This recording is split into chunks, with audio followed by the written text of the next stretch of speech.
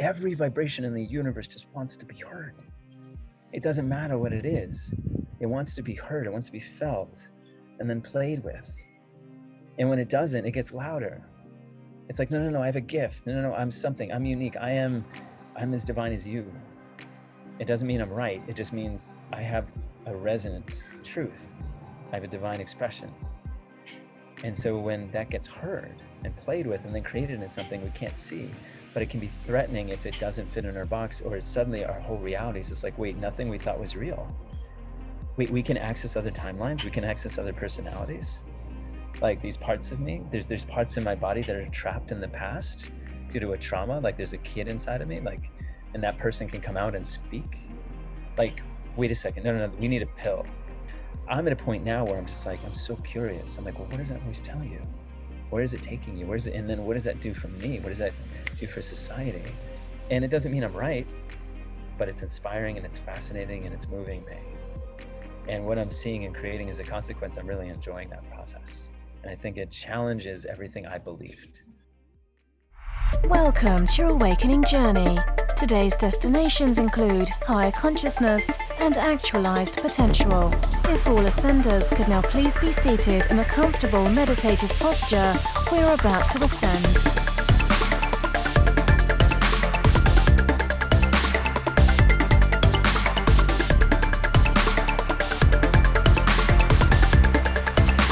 You are now arriving at your host, Bryan Henry.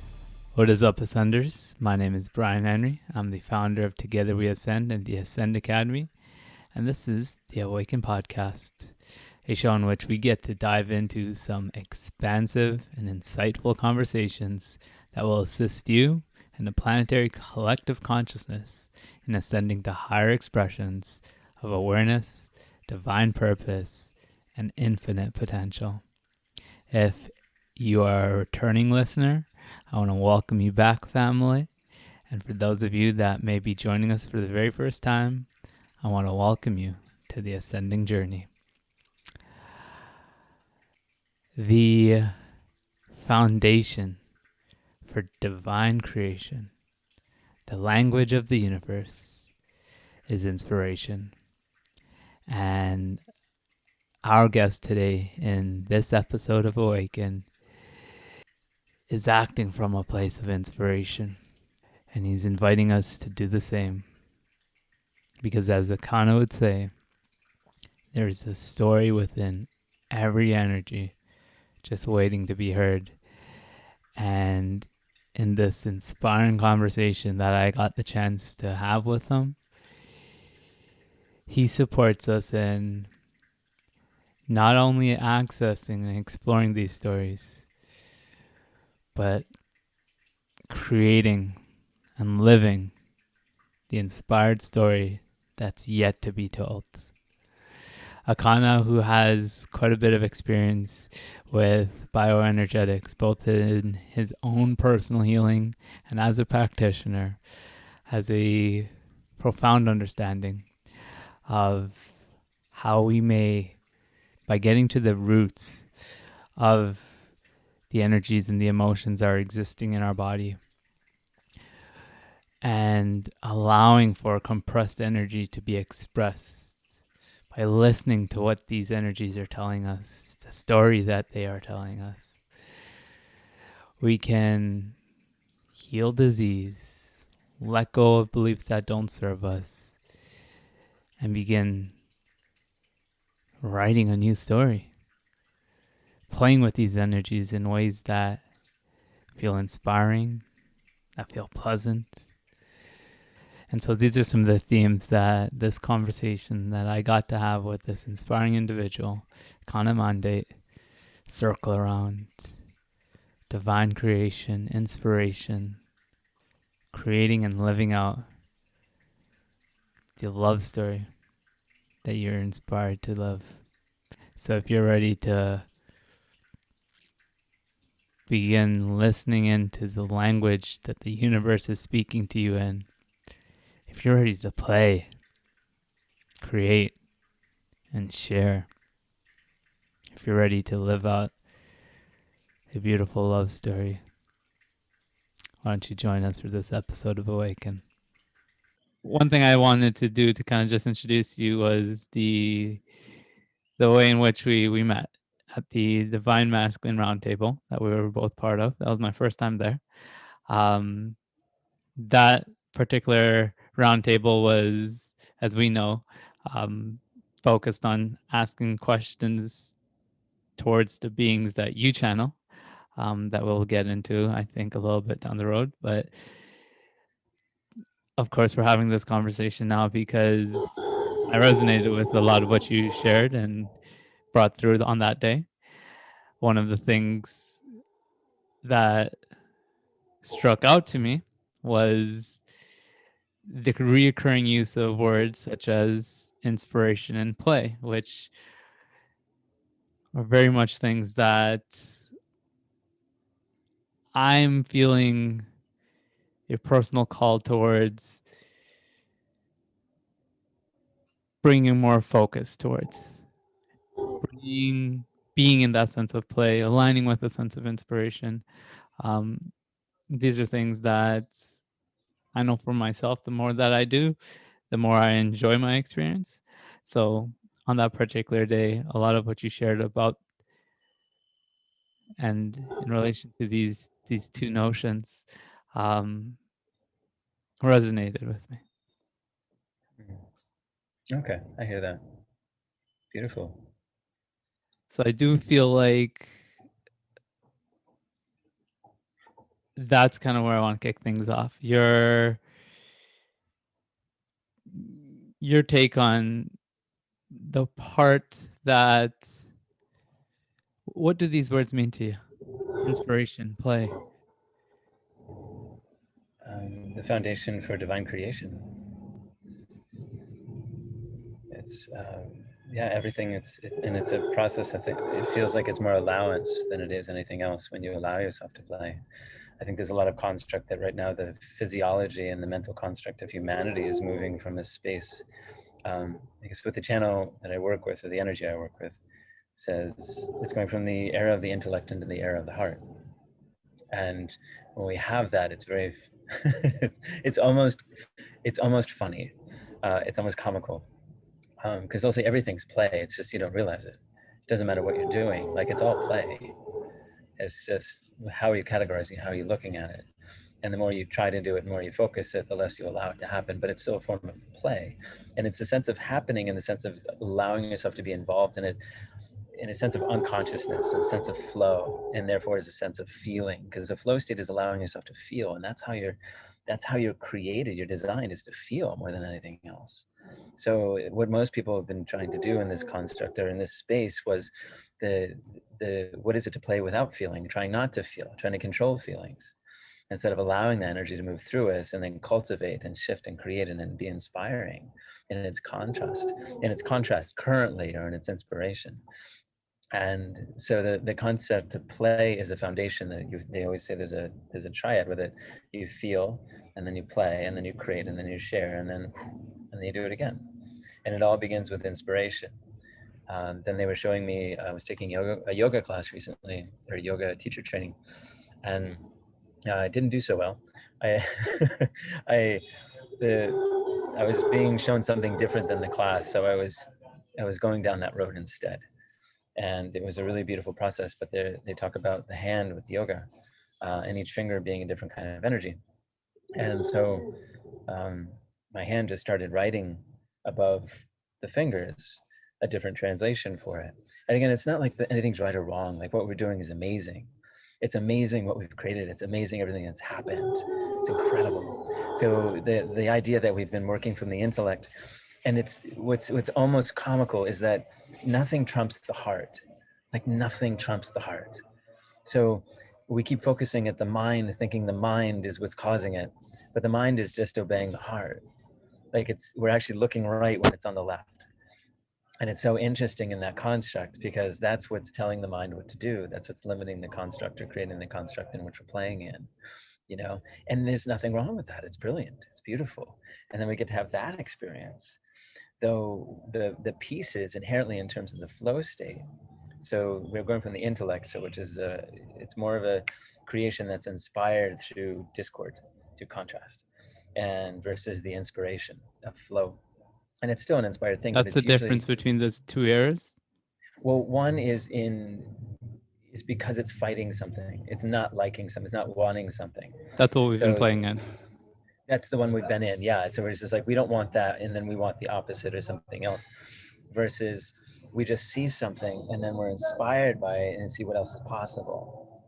So it's not in rejection of anything or in fight of anything, because that's where the conflict of the contrast comes. And there's nothing wrong with that either. There's nothing wrong with any of it. It's all perfect. Can we allow ourselves to play in the contrast of in the contrast of just being, and also just inspiration? So they talk about the five fingers, they talk about the heart era, because they talk about yoga right now, and they say right now we're doing an old form of yoga based on an ancient form of yoga. This is an old paradigm based on an ancient paradigm. So, and it's wanting to go more to its roots, though now it's a co-creation with what has already happened during this time. It's not like we're saying, oh, this is bad, let's disregard this. It's, no, look what we've created in separation, in conflict, in contrast, in the way we have. Now let's take this and put this into flow, into the heart era, and bring that in and see what happens when we combine technology that's not out of separation, but technology that then we'll be able to see that is in co-creation. So one of the cool things, to answer your question about inspiration, one of the cool things, so they went through the hand, and the five fingers, they were talking about each one having a certain energy. And the first one was inspiration. So the pinky was inspiration. And the next one was the physical embodiment of the heart, the love, the feeling of that. And then there's love, the vibration of love. And then this one, which they talked about the old eras, just like it was more about conformity. They talked about how yoga, this is in the ancient construct. And again, it's not better or worse, it's just different. The ancient yoga did you. You don't do yoga, yoga does you. And so this old piece is more about conformity. Do it this way. Let me show you how to do it. And now you do what I do, and then master it that way, and then find your own way. And instead they're saying, well, actually the fourth finger is co-creation. What happens if I pass this to you? What do you do with it? How does it inspire you? Versus do it this way. And then the last one is creation. So inspiration, the physical embodiment, love, co-creation, and creation, and then you share it. And then you start over. Inspiration. And I was just blown away by this process.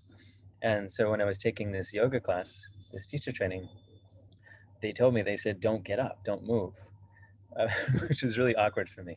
I don't know yoga very well, so I'm just kind of like, I wanted to do this teacher training to go deeper in my soul, myself, my body, embodiment. And they said, don't move. And I just finished a 28-day fast. So I had no problem not moving. I was like, that's great. So I'm just laying down, and I was in Savasana the whole 2 hours. And I'm like, this is awkward, but I like it. Like, it feels good. And then they just had me wait, and they started to hear things. And eventually they started to move my body ever so subtly. Because normally when I work, body energies get inside of me and move my body. Like when I do body work on people, and I just get to absorb this. Has happened before this experience, though. Yeah, that happens all the time. Like this has happened for years. Though in yoga, I just thought it was going to be relaxing. And then suddenly I started being moved, and this little, my breath started. The only thing they focused, here's the thing, and this is what was so important. They said, the foundation for the transition is allowing ourselves to receive. So for example, when you're born, you don't come out of the womb and someone's like, hey, breathe, and they're not like, breathe out of your nose. There's nothing wrong with that, but you just come out and life is given to you. It is given to you. It's just let in. So, and the diaphragm is designed to work like a vacuum, to pull things in, to allow things in. So they say how you eat, how you walk, and how you breathe is how you live.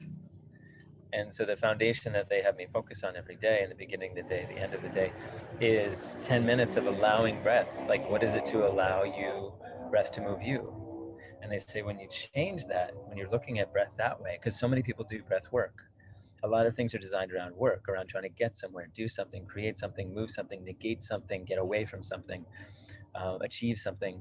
And there's nothing wrong with that. But they're like, it's already there.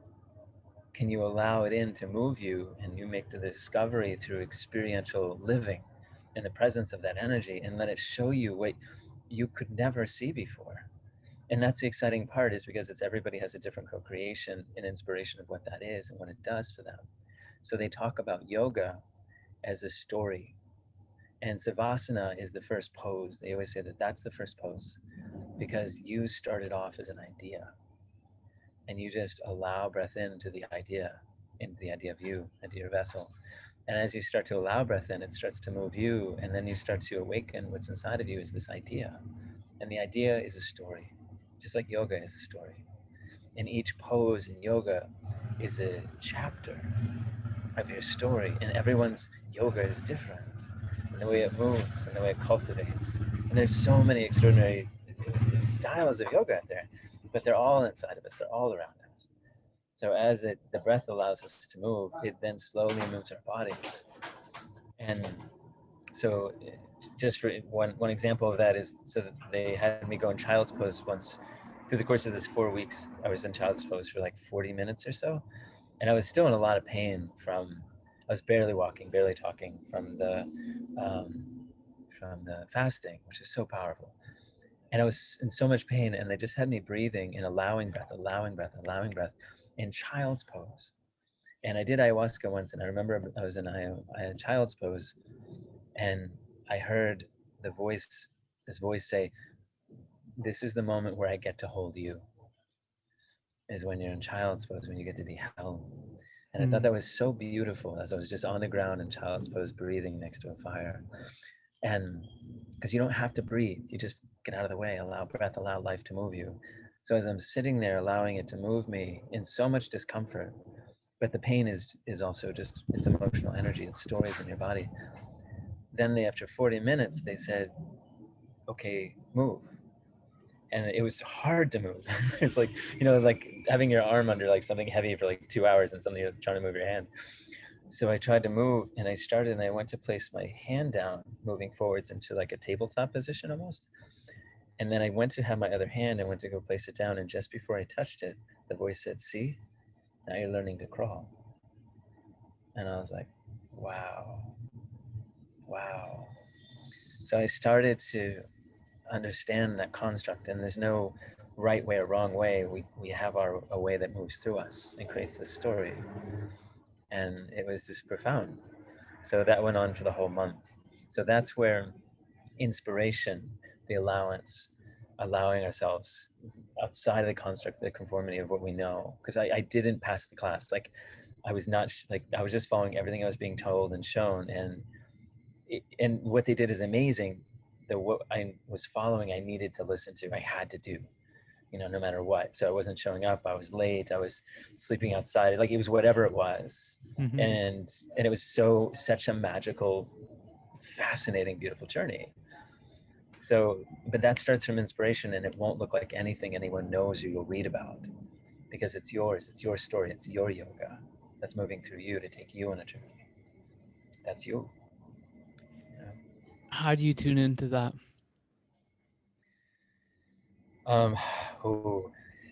Years. This has been a long time. I didn't remember signing up for this, so it's been a journey. Like I wasn't like, oh, I'm gonna go study this or be a medium or a channel. I was a tennis coach, man. I ran an acting school and bioenergetics, alternative medicine clinic. I was running fundraisers, and then suddenly this happened. So when does this happen? This happens when I went through a consciousness crisis with a client when I was working with alternative medicine, and what I'd seen we were capable of accessing, believing. I got into bioenergetics when I had a disease about 20 years ago, and I didn't want to go the normal route. 20 years ago, you got into bioenergetics. But yeah. Wow, at this point, I'm thinking this is very, very underground stuff, not at all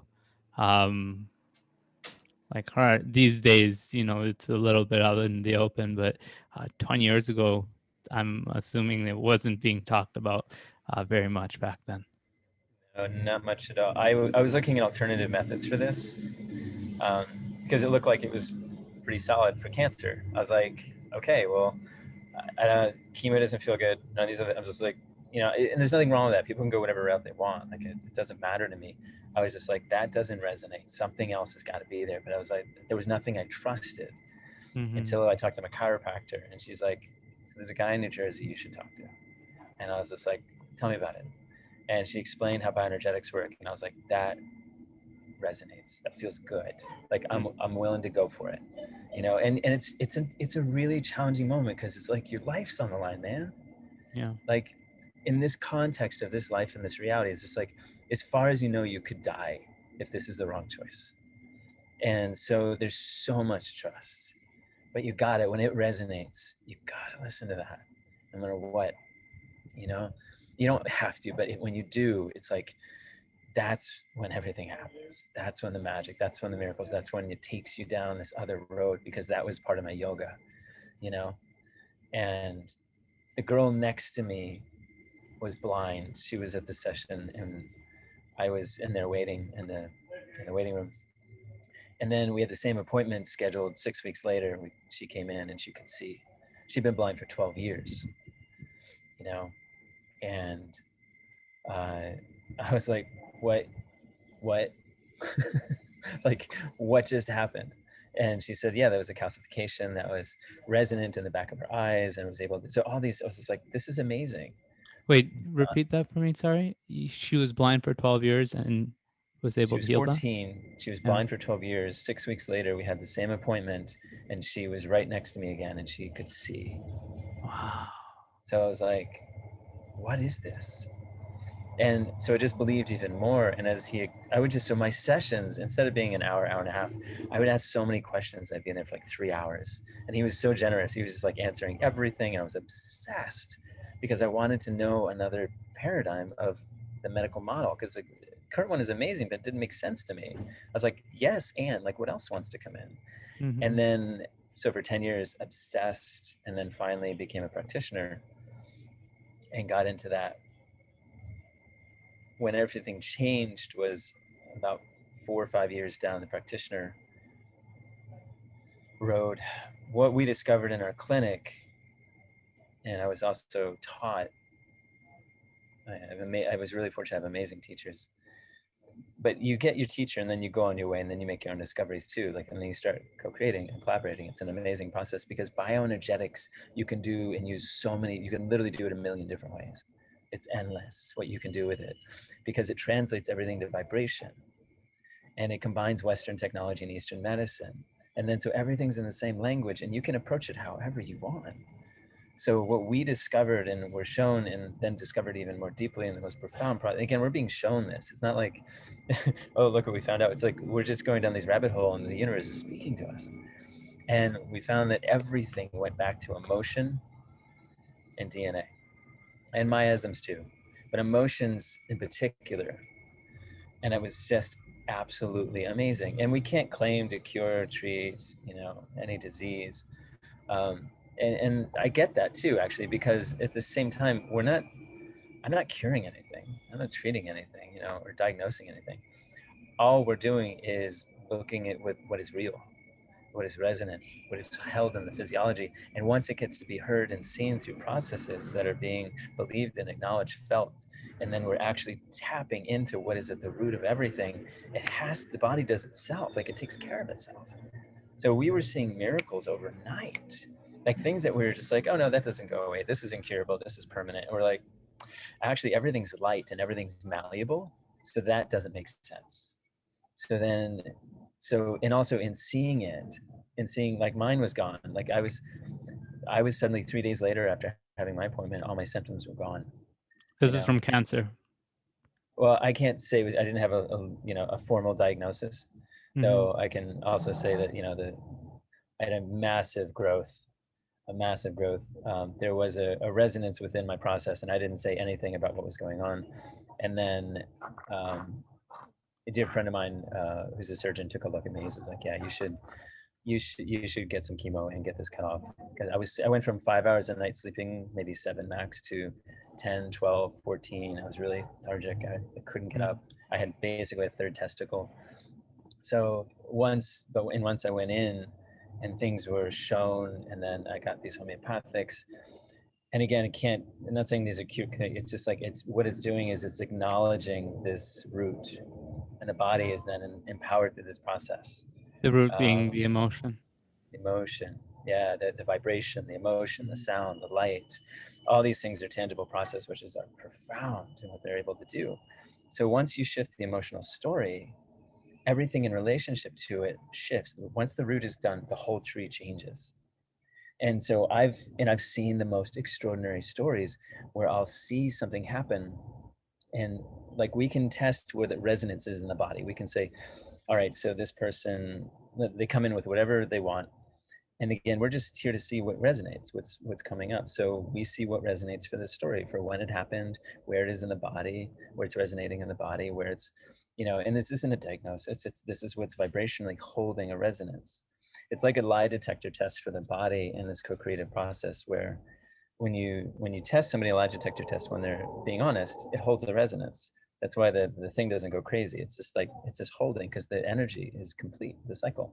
But the moment that it's not true for that person or inside or something deep, it goes crazy, because it's catching, it keeps clipping. So then it doesn't hold a resonance as true for the body. So this process creates more of a process for, it's like it's through technology. It's like muscle testing or kinesiology work, where you can say, well, the body becomes, in a sense, the doctor, and says, let me show you what's going on. Let me Is show there a you what's name for this resonating. process? Bioenergetics. That's the umbrella term. That's the umbrella term, yeah. And But there's all a lot, of kinds course, different. that falls, like a lot of modalities that fall under that. Yeah, it's a pretty solid umbrella. Yeah, but in kinesiology work, body muscle testing is the non-technology version of working with this, which a lot of people would like to work directly on the body, and it's it's all amazing. It's all, and this is old school. Like, this has been around. We just basically put in a computer what we already can do, because we didn't trust, like, this goes back to an older story, but we trust technology. So as we do that, and we use our belief system, and we work with that, then we're able to create more from that, because we're trusting it instead of ourselves. So we give the computers our, not, I would say our power, our co-creative power. Yeah. Like, okay, so We let me imbue play it with with you. power. Yeah, it's just like, show me, I'm going to give you this, show me what I know I can see, but I forgot I can see, and I forgot I can do. And that's okay. Like, that's super cool. Like, you get to play with this incredible thing that we created, separated from, separated, not really, but like emotionally separated from the planet. And then you get to play with it, and then find your way home with it, in terms of discovering light and sound in your body and all these incredible things. It's incredible. It's an incredible process. So, and it has the most, when the body knows that, I feel it's the most efficient, effective thing, rather, because a lot of the other processes are fighting. And what I found as an intuitive, is where it gets a little woo, is like, when I do my body work on people, when I touch their body, I can often feel the story. I'll see the story, because there's something trapped in their body that they're holding on to. And it When goes you back say to see this. the story, could you describe that a little bit more fully? To what degree? So, for example, I had a client who had OCD. And again, I can be totally wrong. It can be totally wrong. It's just really fascinating to think. So I touched the person's body, and where it's like the body's a map, and where the OCD, that story around the OCD, is inside the physiology, and it's being held onto based on a belief system that doesn't allow flow of energy. So it compresses the energy, and that's what creates pain, and often control, tension, anxiety, stress. Pain is the same thing as pleasure. It's just compressed. It's restrained. One has flow, one has restraint. It's both energy. So when that energy isn't being expressed through the body to feel, play, create, share, then it stays inside the physiology, and it creates something inside, because it's always going to create, and that's when disease happens. This is what I've discovered. So I had, so this person who had OCD, for example, there was an experience when I touched their physiology, and then I felt this experience when they were in in Nazi Germany, and there was a space they were hiding, and every time they went in and out, not only could they not express their truth, like when they're in there, because it had to be so quiet, so you can't express your joy, your pleasure, your grief, your pain. You step on something like love, like it's just silence. It's trying to survive. And every time someone would leave, whenever they came back in, everything had to be absolutely perfect. Otherwise, potentially everyone would die. So this person goes through this lifetime, doesn't shift. This pattern is fine, nothing wrong with this pattern, but this pattern is still in their vibration. They come back in another lifetime. That body is now playing with that energy in a homeopathic version. Instead of being hiding or, in some sort of extreme life or death situation, it comes up as an annoying habit, or it comes up in the kind of work they do. So they always have a job that creates real rigid structures, and they make sure that they're in control all the time, and they're able to manage things, and they're able to do that, and it feels good, it feels safe, and it's using that skill for survival, which is the same thing they were doing before, but now it's making money. Now So it's a pattern that reflects the old story. It's a mirror, yeah, and it's pulling in as a your magnet. external reality. That's how it's playing out. It's showing you. Is that a fair kind of way of thinking of it? That's how I've always thought of it. It's your external reality is reflecting to you what's being held in your field. Yes, it is, and it's interesting in the ways that it wants to be felt and come out and play, because it still wants to play, because that's why what? That's why it's being shown to you, to kind of bring it up. So it can be felt, feel, play, create, share. Even the things that don't feel good. Well, that's just a judgment. Feeling is feeling. Feeling is power. See, that's just a relationship that person has with that story. If they allow themselves to feel it, because what happens is when it gets trapped in the physiology, let's say, for example, like that's why certain people will have places in their body that are super sensitive, and others that won't. Why they have patterns, why certain things happen in their life. Everything's a magnet. You're a magnet for your creation of your life. And your body, your soul wants you to feel.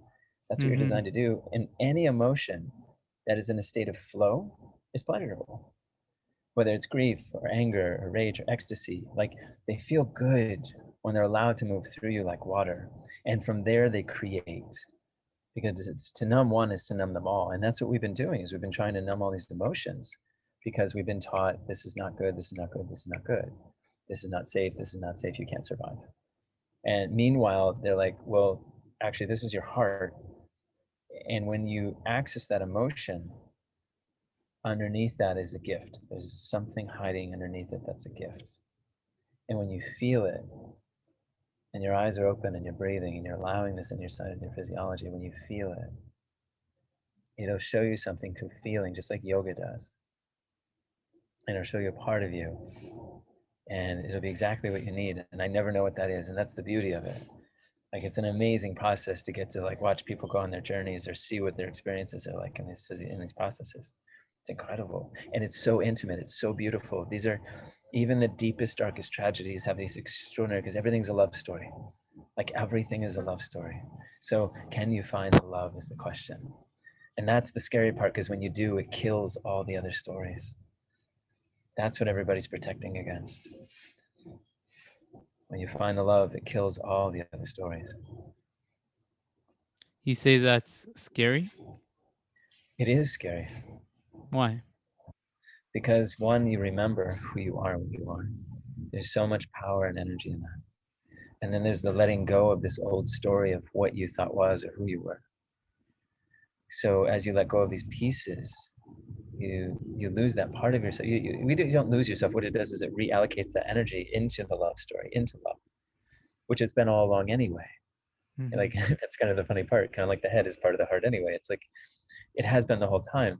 But these stories we make to fight, to protect, to like all these things are all based on these belief systems and discord. And they're amazing journeys. They're extraordinary journeys.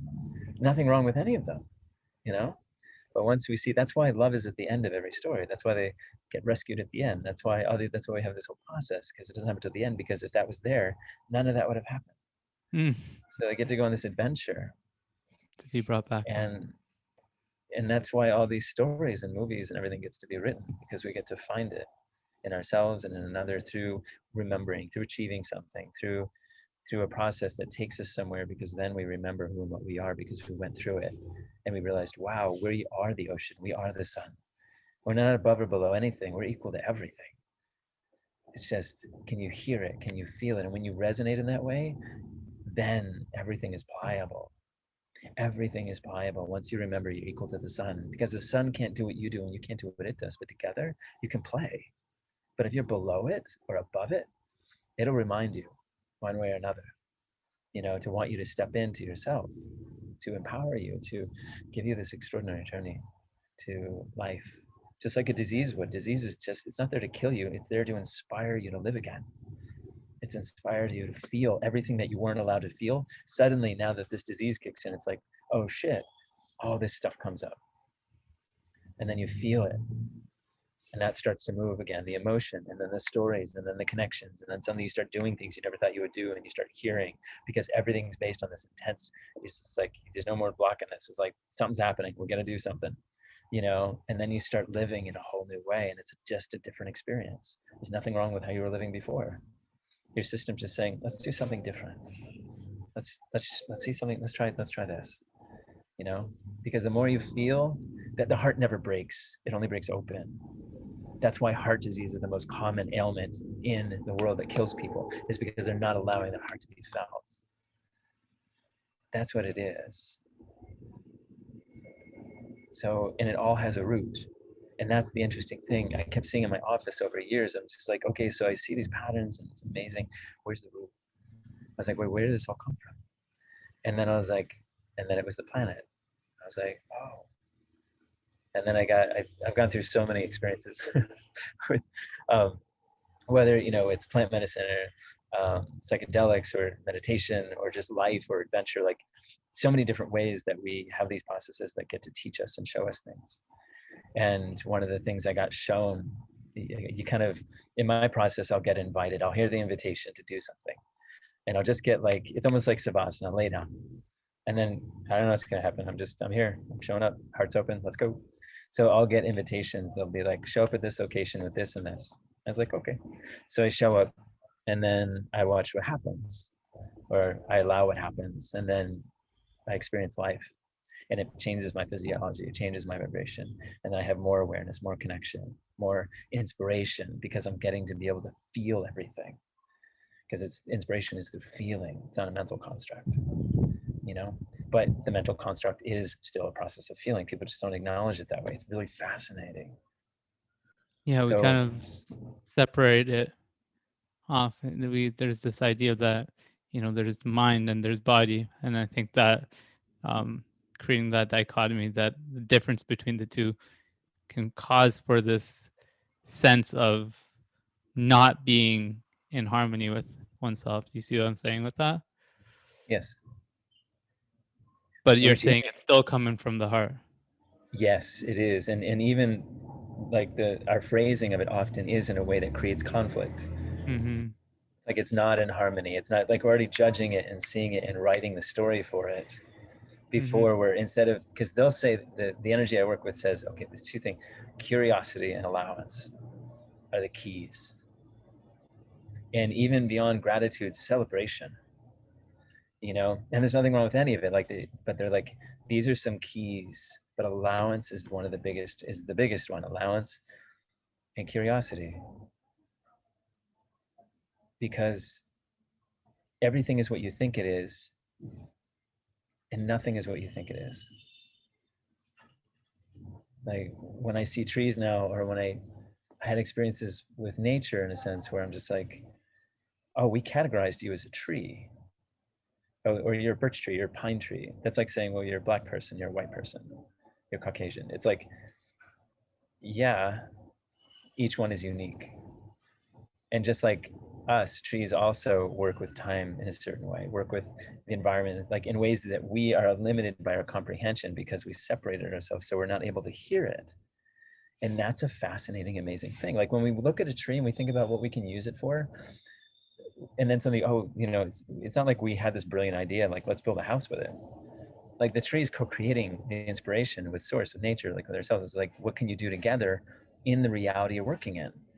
Mm. And you get to play in that. That's okay. Like the tree is great. It gets to be a house. How fucking cool is that? That is so amazing. It gets to be built into this. But isn't it interesting? We're the only thing that builds a house on a house. Like we're the only thing that can like that protects itself from rain. And then rain is a gloomy day. And then we're the only thing on the planet that's worried about cold. Like this doesn't like, this is just our perception, but we're the only thing that has an issue with the elements. Mm. And this is where our story begins. This is the root of all of humanity's discord right now. So all the illness, and there's nothing wrong with it. It's a really amazing way to play.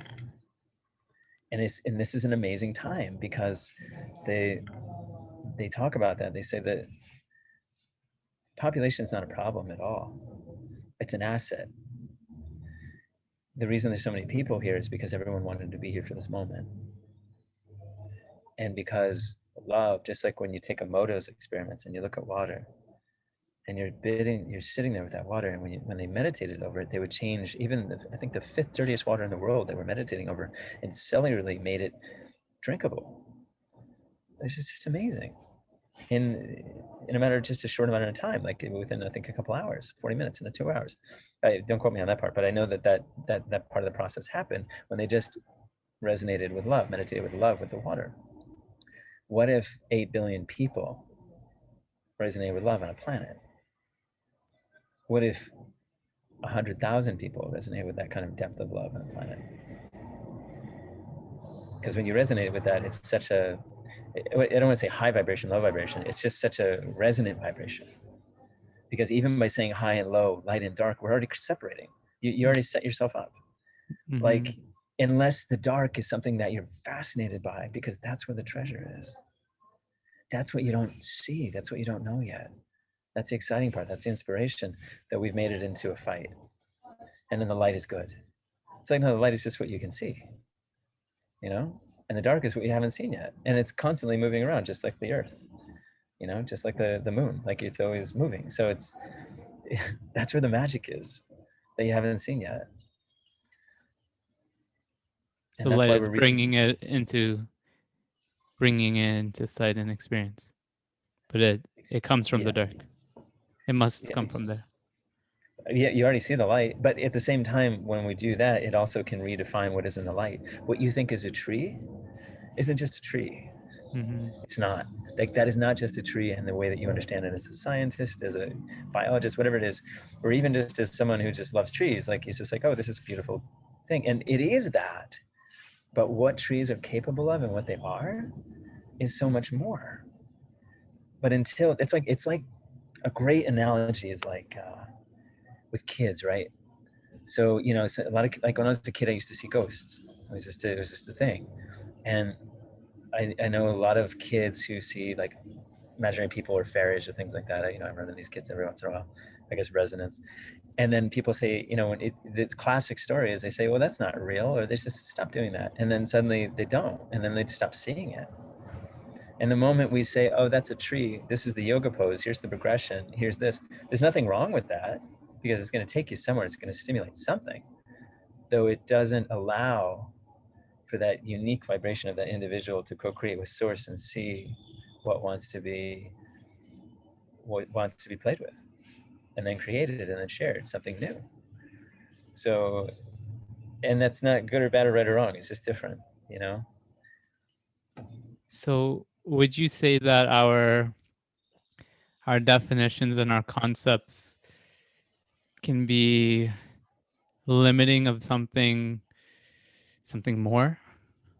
Extremely. That's why everything on the, and again, it's not a judgment piece. It's like interesting what we've created. Like, you're designed to feel more than anything else. So what do we have? We have this huge book of psychological terms and things that need to be treated and then repressed and controlled, so that they can operate in a society and survive in a structure that currently exists. And that's totally understandable, you know, so people can operate. But if you look at people with Asperger's, for example, they did some studies. They did this really, David Wilcox wrote a wonderful book, The Source Field Experiments. It's like candy for like. Sorry, what was the name of it? The Source Field Experiments. It's brilliant. It's absolute, like if you want to say like 5D candy, it's amazing. I love Yeah, that. every chapter you're just like, oh my god, it's like this thick, and it's no problem. Yeah. So anyway, he talks about in there about the specific ailments, diseases, whatever you want to call it, how they resonate with a certain vibration of light. So sometimes they found that people with MS were throwing out their light energy cellularly, always being depleted. So there was a continuity within specific diseases, but also there's specific vibrations, say with cancer and all these things. So I started identifying certain vibrations, and it's just like, oh, that makes perfect sense, like bioenergetics and all this other stuff. Like, yeah, this makes sense. So I was looking at that, and then they looked at people with Asperger's, and they were seeing that if they wanted to talk like literally evolution, they were, I believe, don't quote me on this though, they were holding 6 times more light than the average person, which is just a different experience. So they actually had more light resonant cellular light in their vibration. They were actually, want to say, typically, if they want to talk about evolution, highly more evolved, though they don't fit in the box of what we understand and how we currently operate. So we have compassion and we feel bad, or like, oh, what's wrong? We want to try and get them in the box. What so are that sorry? they, What are the like the symptoms of Asperger's? Like what falls under that umbrella? oh, I'm not gonna, yeah, I'm not sure, but I want to be very I specific on have that no if I'm. idea. I'm just curious how that manifests. But anyways, is there anything that you have to share with regard to that? The symptoms themselves. I don't want to speak for the system because I haven't. Okay, no Yeah, worries. I We'll don't want move to on. misquote that. But please So, continue. So there's more light in their being, well, just saying their cells hold. Again, it's not better or worse. Their cells are holding more light. and we're measuring this. Yeah, there's a measurement for that. So I'm just like, well, that's really fascinating, and I believe I'm quoting that right. Either way, he does all kinds of work with all these, and then stuff that I get shown. It's just when we look at something as a problem, like I know a lot of, like, people could say, oh yeah, you're schizophrenic, like I have this voice that speaks through me, but then I guess every medium is schizophrenic, every like actor could be a schizophrenic. It's like we're trying to put it in a box so that we can contain it in the reality that works for our process so that we can survive, and it can be very jarring when suddenly you think what you think isn't true, or has a different truth, or a more resonant truth. That's when love comes in. So instead of saying this is a problem, we need to fix this, what if we were just curious? Because like I've had clients who had 6 past life, like when they have multiple personality, what I saw was all these different personalities from past lives who were still up to dance, in the moment of now. And they were accessible, all this knowledge, all this experience, all these personalities, and they still had something to say. And they kept telling, people kept saying, there's something wrong with you, there's something wrong with you, or, this voice is bad. And I was like, what does it tell you? And then, so I'm just sitting with this person, just working with the different, playing with these different energies, because every vibration in the universe just wants to be heard. It doesn't matter what it is. It wants to be heard. It wants to be felt and then played with. And when it doesn't, it gets louder. It's like, no, I have a gift. No, I'm something. I'm unique. I'm as divine as you. Like, I have something too. And then play with me.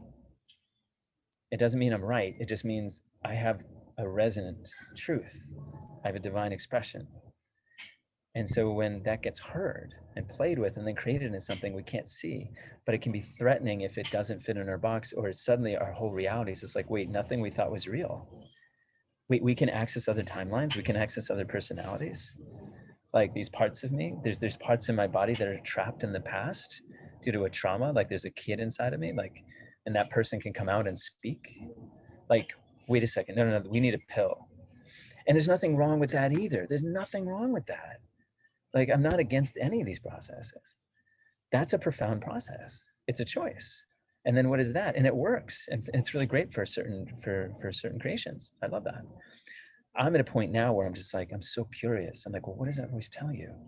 Where is it taking you? And then what does that do for me? What does that do for society? Because if I ignored all the things that I was being told because I thought I was going nuts, like, it's like saying, oh, bioenergetics, what? Homeopathics, what? I'm just like, but now 20 years later, I'm in this whole nother vibrational space And it doesn't mean I'm right, but it's inspiring and it's fascinating and it's moving me. And what I'm seeing and creating as a consequence, I'm really enjoying that process. And I think it challenges everything I believed. Like to hear a voice and to show up and just show up is just like, well, what are you, nuts? No, I'm not nuts. And I thought it's been on the table. I was like, maybe I'm nuts. Well, maybe I'm nuts. I don't know, but it's working. Like, and my life is changing and things are shifting. And I can't explain what I do when I do body work. I can't explain what comes through me because I don't know these things. I don't know yoga. I don't know a lot of the modalities that have been shown. I don't. I've never studied any of them, but we never studied anything initially either. We didn't like come into the earth thousands of years ago and say, here's a book. Like, it's a vibration. And when that vibration is put into a book, then when we read that book, we receive that vibration because it's an imprint. So we actually get to dance with it. And that is powerful. Though it's all here. It doesn't need to have a book. But that's a construct we work in that's super powerful and it's beautiful.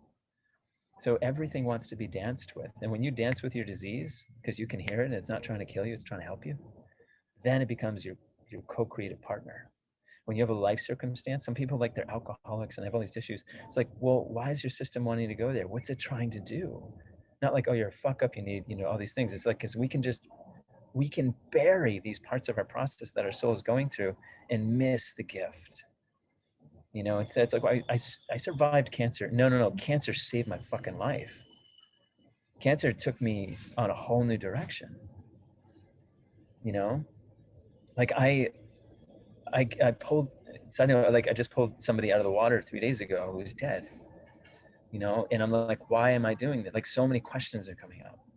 Like, why was I the one? Like, I was not close. Like, why was I the first one? It didn't make any sense. Nothing made sense to me, but I did it. Pull them out. They're doing CPR, all these things. I'm giving him mouth to mouth. This kid's like 20, 25 years old. I don't know. But I'm just like, just do the best we can. So we're just trying to get him.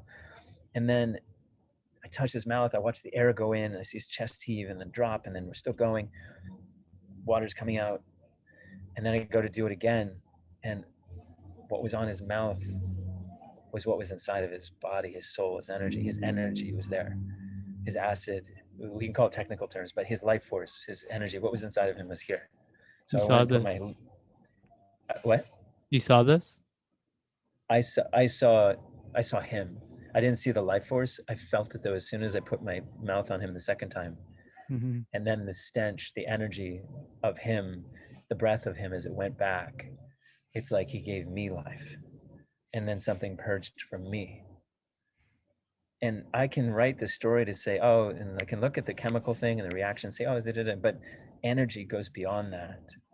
It's a love story. This man was giving me life, in a sense. He purged something from my system in me doing what I was doing. And this goes back to a story. Life was creating a circumstance that was empowering both of us. And I don't understand the gift fully, but that piece, ever since that afternoon, like, suddenly my whole energy has been totally different. And you can say, oh, it's because you did this and this, but it's been like, I went from The Walking Dead into like, something's happening, like, we're moving. So it's, everything has a gift. And even in his death, he had a gift inside of him that was waiting to come out of him. It's fucking everywhere. Magic, the love story is everywhere. It's in everything. Are we allowing ourselves to receive it? Through feeling, through listening. Just allowing, because when we try to feel, when we think feeling, when we think listening, that's a mental construct for allowance. Just allow, because then when you're feeling, then you're trying to feel, and then you're thinking and feeling, and then that's just keeping the process in its cycle. It's just allow. Just allow. No words. And you can do those other things too, but they keep saying, no, like, don't listen. Just allow. Just allow. And be curious. Just be really, really curious. When you say those words, and just they say, oh, that's interesting. They're just, go ahead. And they say, be wrong. Be wrong. Yeah. Be curious, be wrong. Because that opens us up to play with that curiosity and not be everything. yeah. And to let go of the story that you need to be right, to be worthy, to be this Mm. identity, to be this construct. Mm-hmm. So you don't need to be, because yeah, you can say that's a birch tree, but you know, if you see it from another vibration, like you're like, well, actually, yes, and Yes, you know, and yeah, that desire to be right, or to have, that can hold us back from where we're feeling inspired to go. mhm. And I Yeah, guess your journey with channeling has been a process of letting go of any need or wanting to be right, or for this to be true. yes, it's still like this is the most in depth I've gone with any of it, because of my own fears of like, what if I make a mistake, you know? But and I'm seeing these past life situation, like I get to see that too as it comes up, and I keep engaging, like as I say yes to this interview, I'm like, okay.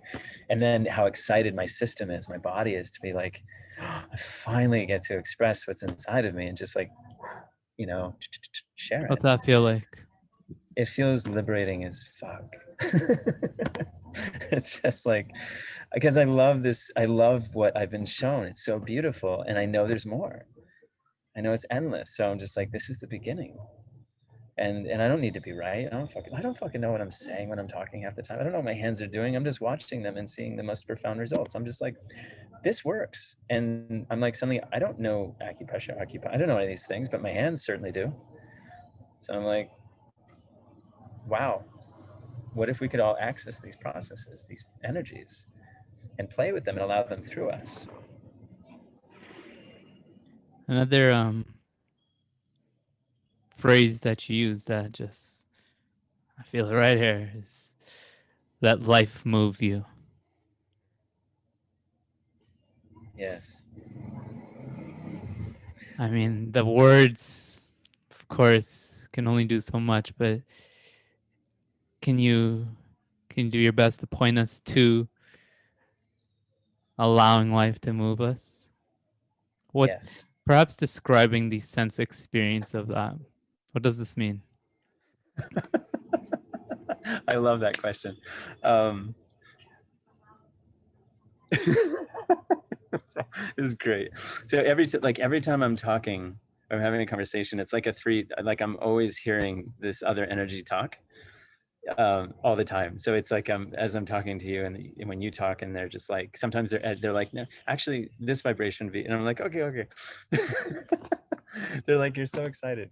So it's fun when you, and to hear you say that, it's like to try and put it into mental terms.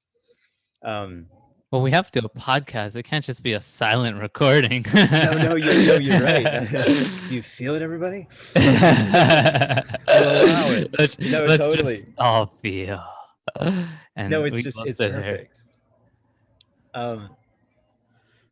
And you know what? And it's funny because to a degree, that is it. That really is it. Mm-hmm. Like this podcast could be you laying down for 2 hours doing nothing. And it's going to show you whatever needs to happen, if we can allow that to be whatever it is. And it doesn't matter what it is, because the first story that comes up in our body is probably, I should be doing something, you know, that's what's coming up. So in terms of realizing like it's all there to show us something, it's all trying to teach us something. So two things come in around that question. One is, the process I've been going through recently is there's been so many things inside of my body, that are these stories that have, you know, this lifetime, past lifetime. And as I get more and more open and more allowance, through life, through processes, the next one comes up to dance. And so I get to feel it. And when I feel it, the immediate reaction is to want to judge it. This isn't safe. I can't be this way. What's going on? And some of them were really, really intense. I was having panic attacks or terror at some point.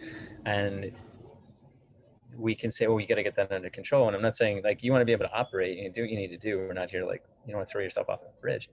It's more about, can you let yourself be in it and feel it, and then see what it's trying to communicate? So, and I did that finally. There was this like inner child energy that came out of me, like very kid-like, very kid-like. And it just took over my body. And the amount of terror that was felt. I was working on opening up the hips in particular, like a storage area. That's why a lot of people break their hips. The energy of the emotions gets stored into the hip joints, the pelvis. So when that gets broken, there's a release process in that. Though that's why, you know, freeing, like opening the hips, all these things, is just the body is a map. It's a storage basin for your stories, but it's a magnet too. So when you feel something, it's allowing yourself to be fully in it. It's just what we usually do is we get to a certain point, because that story that's still in our body says, oh, you're going to die if you do this. If you can go, and it's not to the point it's not about hurting yourself. It's more about listening, and just go past that comfort zone and keep listening and letting it move, letting it show you. And what I found was when I finally was able to see, like, this energy was taking over my body, like I was acting like a 3 or 4 year old, and I was watching this happen in fast. I'm just like, but it was full on. So I'd be fully in this energy and watching it express it and like feeling it express itself. But then there came a point when I was able to, like, just like my channel, I can watch it and let it take over. And so I was watching this thing take over, and it was amazing to give it full permission to speak, to express, fully let it, whatever it is. And then finally I realized, oh shit, this is something, this is inside of me. Like, this is trying to tell me something. This is a part that's been trapped. Like, something happened to me. And it wasn't allowed to express its heart. It wasn't heard. It wasn't expressed. Everything wants to be heard. Feel, play, create. If you don't play, if you don't feel it, it's not being heard in that sense. And it can still be played with in other contexts, in discord or in repressed energy. There's nothing wrong with that, though it wants to be fully heard. Everything does. You know, it's like the sun. You know, it sounds cool. Like, you don't want to put like a bunch of sunglasses on it. Like, the sun wants to be the sun. Like, let's go. So when I separated myself, I grabbed a pen, and then I took that kid energy over, and then I just started writing. And I did free writing, and I gave it a voice, and I just started asking questions. I said, what happened? And it started telling me, like, what happened, where, when. And I was just like, oh my God, this is what was hidden in my body I couldn't see. And the reason it kept coming up again and again and again, and this is where bipolar stuff can come in. We keep going into these, we go back and forth into these emotions where it feels like a threat, and then we ping pong. So again, can we see that Ping love pong story? in and out of feeling it. Did I get that right? Right, because for example, if I go too deep in this emotion, suddenly it means I'm going to die. It means And all this story. So we gotta back. do whatever it takes to get out of this. No. But I was in a space where I had freedom to just be, and I could just let it live, and it just showed me so much, and it changed my life. And now when these things come up, I'm able to, like, give it a voice, give it a pen, ask questions, and then it'll just show me the answers. So that's one thing that we found was really powerful in the allowance process. The other part of the process was recently I was like, okay, we're creators, right? We get to make our lives. And that's the scary part. Like, I've been going through so much this last year. It's been super intense. And I often want to have experiences where I'm just like, okay, there's 4 or 5 options here right now. I can do any of them, and they're all like choose your own adventure. And I'm glad I have all these options, but at the same time, I was so overwhelmed. I was like, I want to do the right one. And there is no right one. It's just committing to one. What happens is people will have options. This is for me anyway. I'll have a bunch of options, and then I'll finally choose one and think of what I'm supposed to do. And in truth, you know, it doesn't matter what you choose. The encouragement is, what is your big fuck yes? You know, what's your 10 out of a 10? Regardless of whether you believe it can happen or not. Like, what is the one? It's like, duh. So I consistently been choosing the one I thought I was supposed to do, you know, and there's gifts in that. But as soon as I do that, it releases the tension around all the other options. And then suddenly I'm able to see so much further into all of them. But I've already chosen. So meanwhile, as I've chosen, I'm looking back at all the things, condemning myself, saying, oh shit, you fucked up. How did you do that? Look at all the things you missed. Meanwhile, not looking at what's in front of me, and that this choice was just as divine as long as I can be in this choice. Fully here. Burn the ships. Like, just get in it. It'll bring everything, because you're a magnet no matter where you go. It doesn't matter.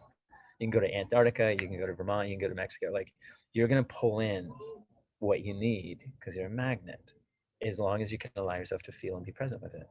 Mm-hmm. So what I realized the other day was, I was like, all right, universe, this is really stressful and challenging for me. And I want to allow this, and it's let so much come up. And now I'm at a choice. I'm just like, I'm going to ask, I'm choosing this. Whatever, in terms of communicating with me, whatever is best for my joy, my expansion, my play, um, for this life, for others, for the earth, for my body, I want it to be a total fuck yes. Like, it's so exciting. There's no, it's like, this is clearly the answer. It's like, do you want $10, $5, or $1,000,000?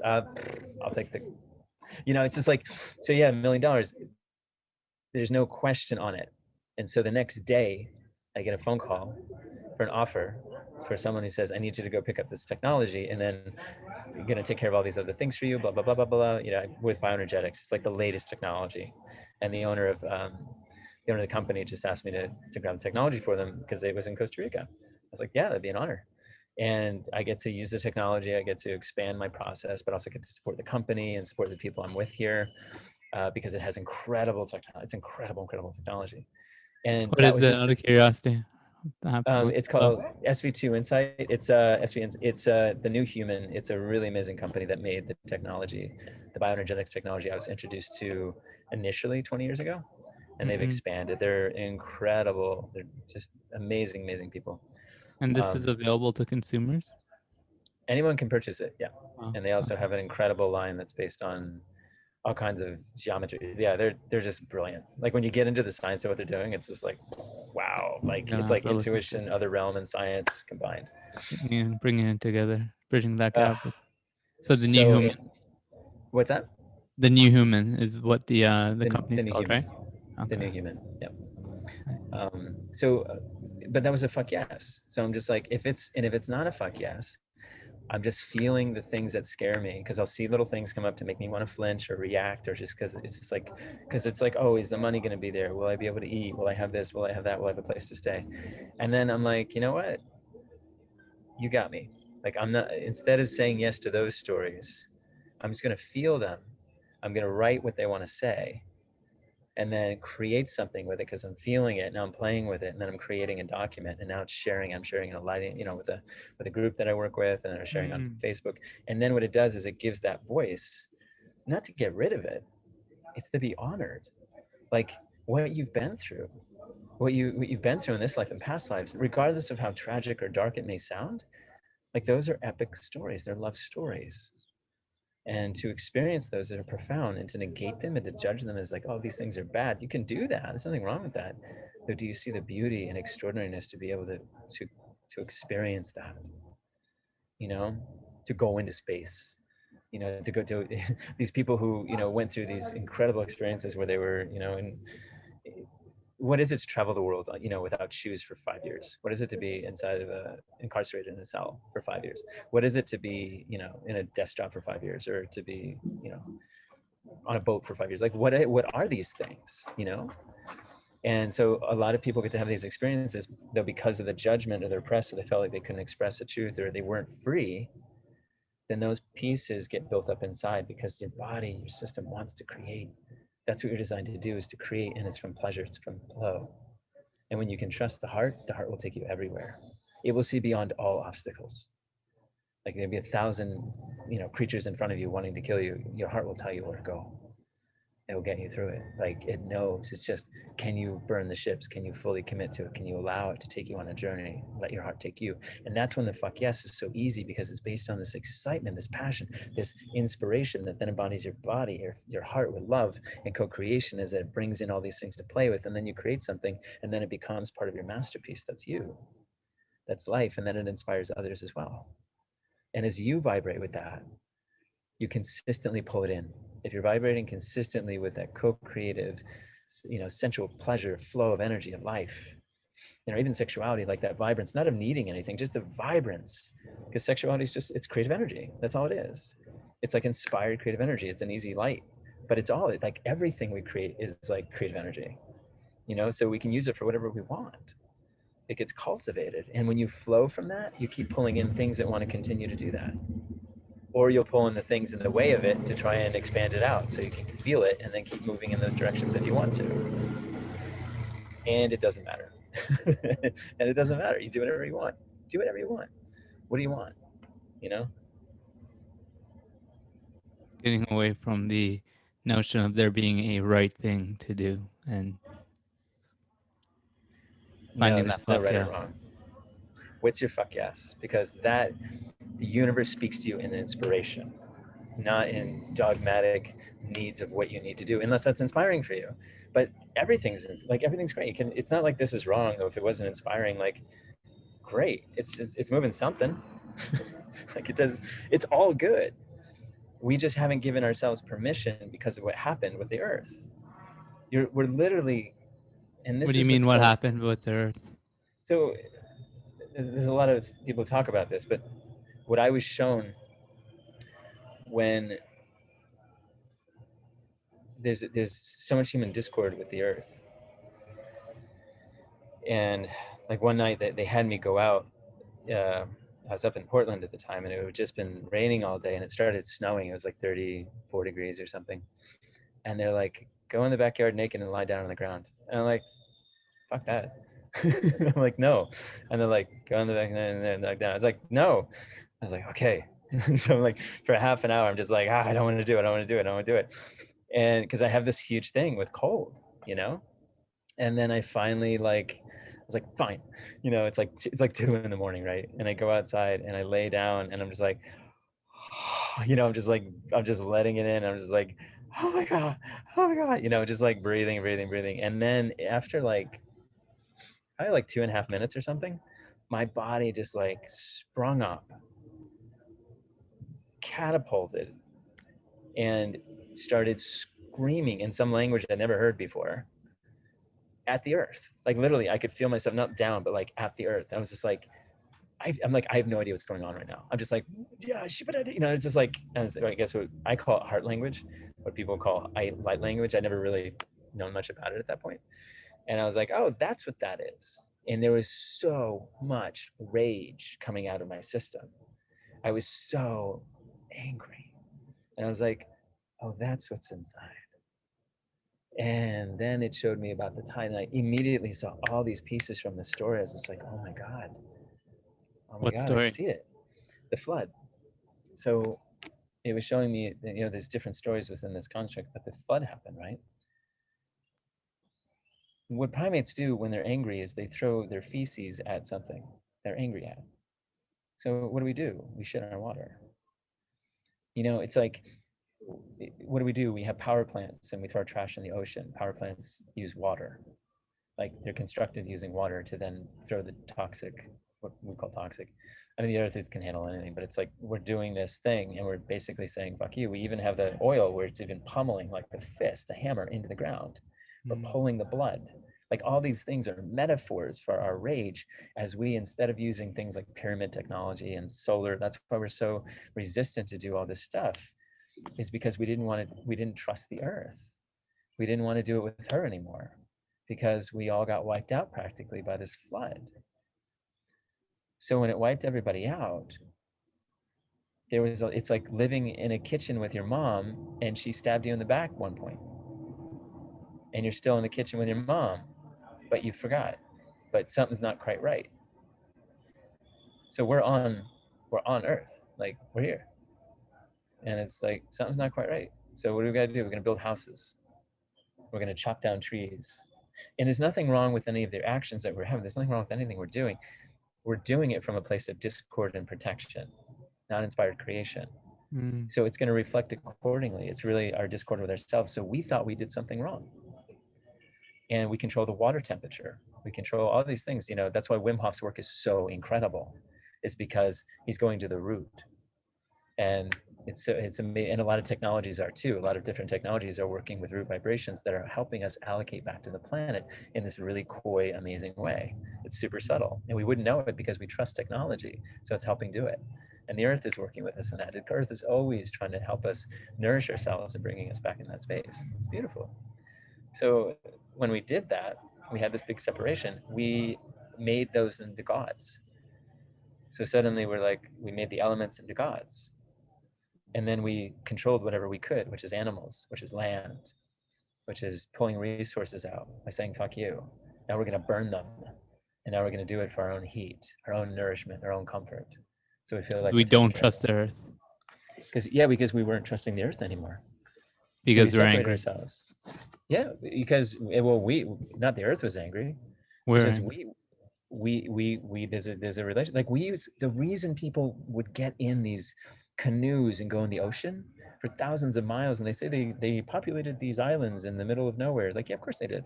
They didn't operate the same we did with space and time and all these other things. But beyond that, they also worked with an adventure. They weren't there to conquer the ocean. They were there to play with the ocean. So the ocean would take them on an adventure to live and what it is to be human, what it is to be here. And they go on this incredible adventure. Just like a disease is there to take you and bring you alive again.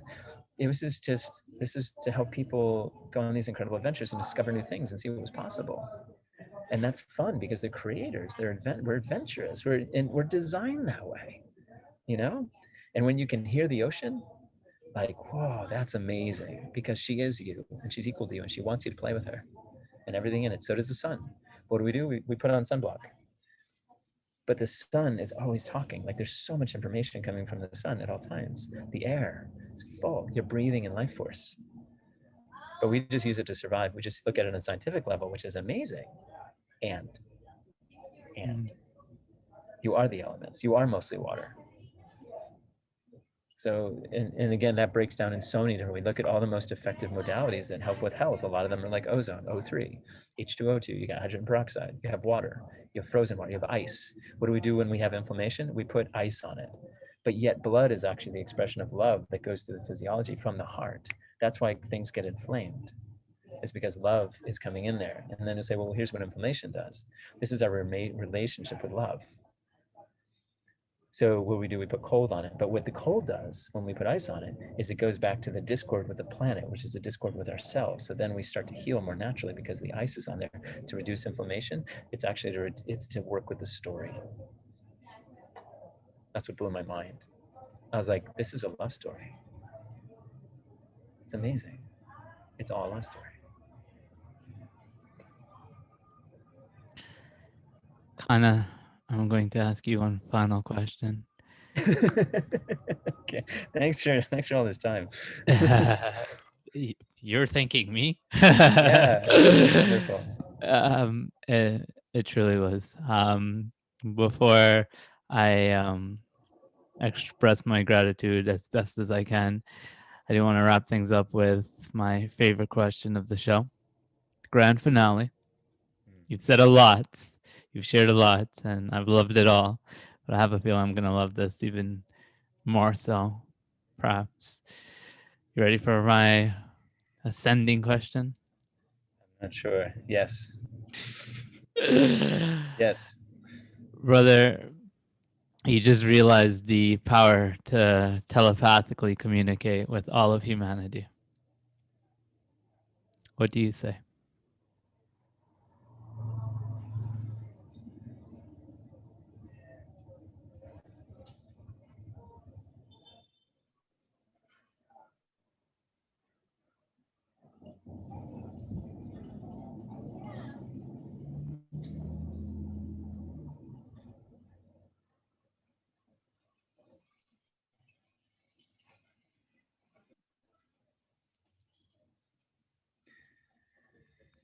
You are a living love story.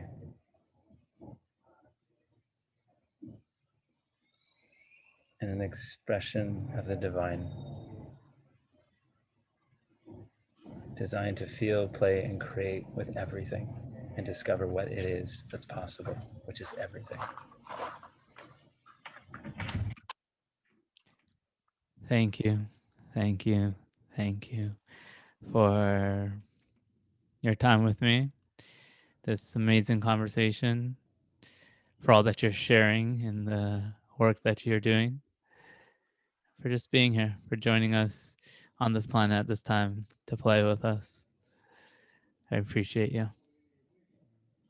Yeah, you too. Thank you. If any of our listeners would like to connect with you, where would be the best place for them to go? My website, resolife.com. Yeah, they can contact me there. Perfect. Resolife.com. And the link to that will be in the show notes description of this episode, wherever you're listening to it, Ascenders. Akana, thank you once more for being here. I thoroughly enjoyed our time. Thank you. I really appreciate that last question. Yeah, thank you. Take care, my friend. You too. Ascenders, that is going to be all for this divinely inspired conversation that I got to have with this beautiful being, Akana. I hope that you enjoyed the story that we told and that it was able to invoke inspiration in you to go out, create, play, share, live out the inspiring story that's within you. It's all just one beautiful love story. Are we seeing it as that? Are we allowing life to move us? Are we allowing ourselves to play? What greater choice is there to make? Family, thank you for being here as part of our love story here in the Ascenders community. I appreciate you. I love you. And until next time, keep ascending.